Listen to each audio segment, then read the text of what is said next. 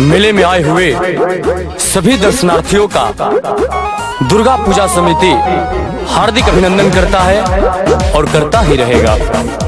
मेले में आए हुए सभी दर्शनार्थियों से मेरा नम्र निवेदन है कि मेले में भीड़ ज्यादा है, इसलिए अपने अपने कतार में ही चले। धन्यवाद। तनी माइकवा में बोल दी ना भैया कि हमर मरद हमरा के मिल जास। अच्छा तू इतना हबड़ाइल काहे बाड़ू? तहर मरद मिल जाइए, पहले ई तो बताओ कि तहर मरद के नाम का हो? हमर मरद के भोला नाम है भैया, हमर मरद के भोला नाम हो। अच्छा ये बताओ कि तहर मरद तारा से छूट कैसे गईले? हमने के छोला खात रही जा, ओइजे से कहां तो चल गईले भैया। अच्छा हम माइक में बोल देता नहीं।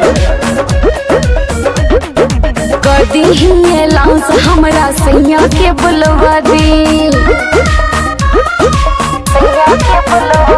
हाँ कदी ही लाउंस हमरा सैया के बुलवा दी। भीड़ भड़का में छूट गई ने उनका से मिलवा दी।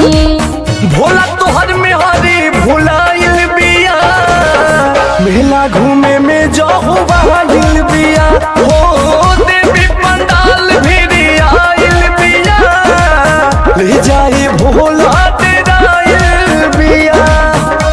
अभी इस बातों को देखते हुए सभी दर्शनार्थियों से मेरा अनुरोध है कि कृपया अपने अपने परिवार का साथ ना छोड़े, भीड़ काफी बढ़ गई है। धन्यवाद।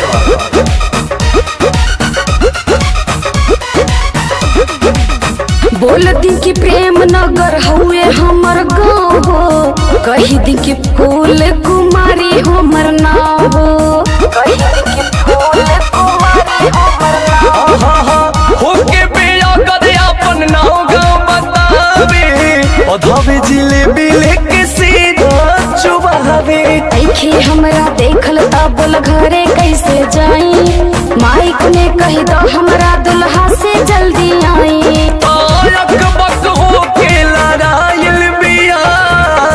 देख के भीड़ छड़ाइल बिया हो।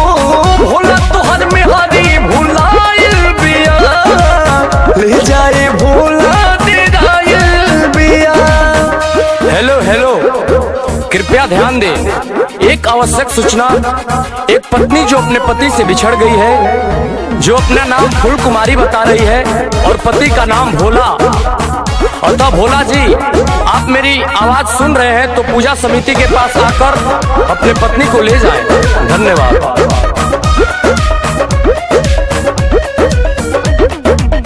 छोलवा खिया के गईले उनका ना बुझाए, रही गईनी हम तो ओही में अझुराइल, रही गईनी हम तो ओही में अझुराइल। ए हो रोई रोई कहे भाई हो अपन कहानी, लागता कि नहीं के पियले को होट पानी। कहदा अंकुश गर्दा अब ना छोड़ब उनकर साथ हो, देवी माई के सोझाई कहो तानी बात हो।